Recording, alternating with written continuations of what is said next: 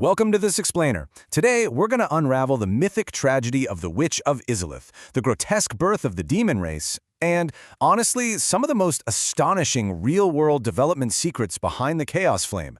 If you've ever trudged through the poisoned, miserable swamps of Blighttown or stared down a massive strayed demon, you already know the remnants of this lore. But the full story? It spans not just the in-game universe, but the actual real-world struggles of the creators themselves. It's a wild ride. Okay, let's take a quick look at our roadmap for today.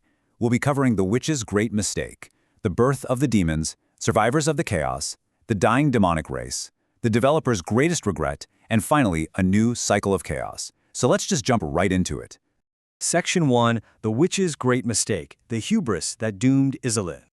So, way back at the dawn of the Age of Fire, the ambitious Witch of Izalith, who was one of the original Great Lords who defeated the everlasting dragons, well, she made this desperate attempt to artificially recreate the fading First Flame, and she used her own Lord's soul to do it.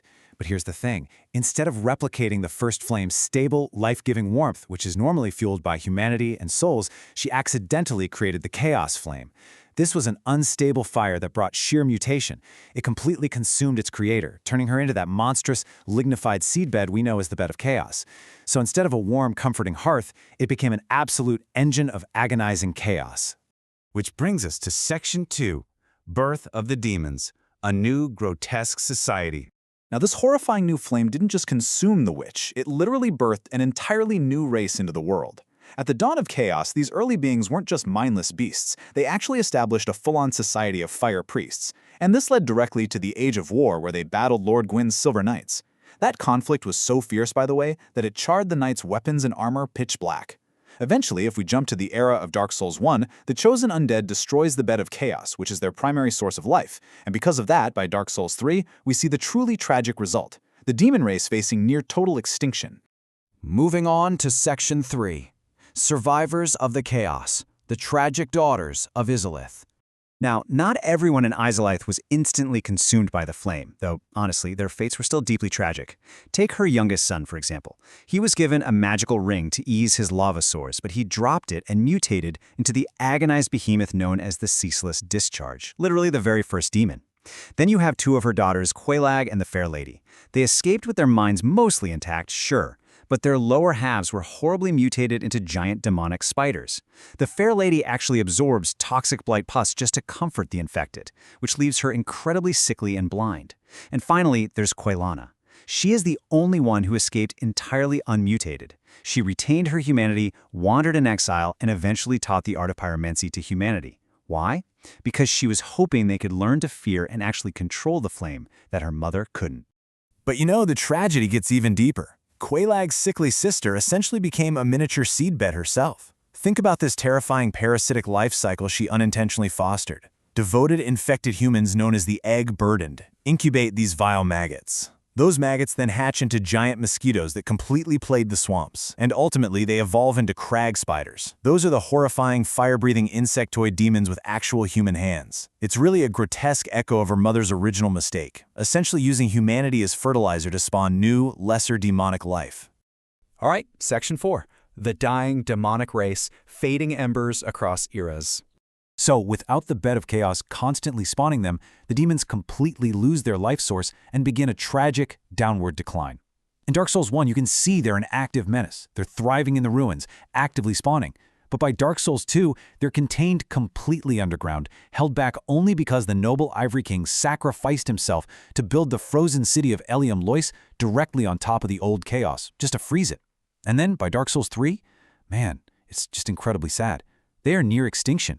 The demons you encounter in that game are literally petrifying. They're reduced to these crumbling rock golems that spew boulders instead of fire, with the demon prince standing as the very last, defeated champion of a dying breed. That leads us to Section 5, the developer's greatest regret, the reality of Lost Izalith. Because you see, the chaos wasn't just confined to the game's lore.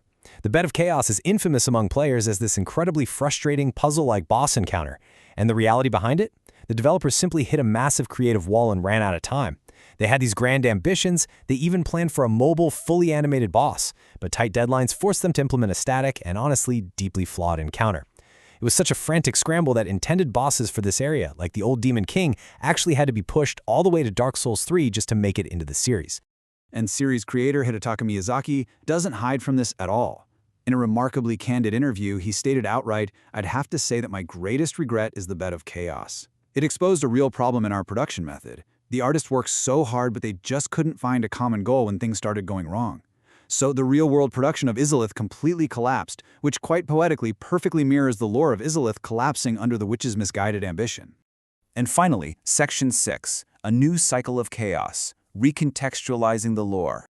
Okay, so what if I told you that, despite the developer regrets, and despite the tragic in-game history we just talked about, the Chaos Flame wasn't actually a failure at all? Deep in the lore communities, eagle-eyed fans have pointed out something truly incredible. The first flame wasn't born from light. It was born in dark. When the witch used her lord's soul of life to try and copy it, she didn't just make a bad fire.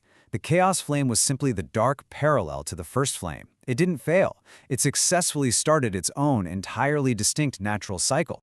The absolutely crucial point here is how these cycles mirror each other. Think about it. The first flame brings the age of fire, then fades into the age of dark where men become hollows.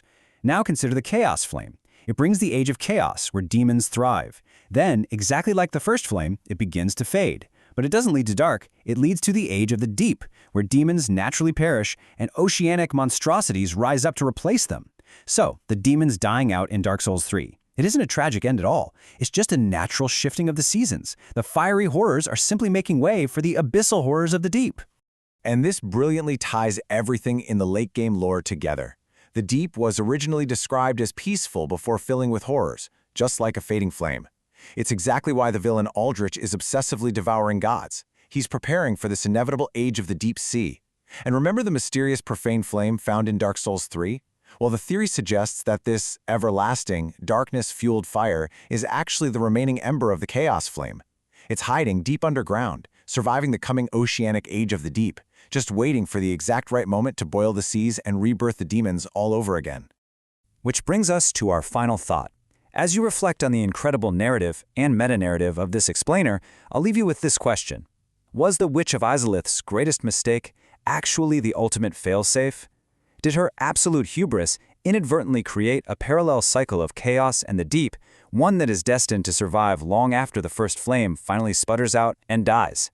It's a huge testament to the depth of this world that a rushed, flawed piece of game development birthed a mythos so rich that we are literally still unraveling it today.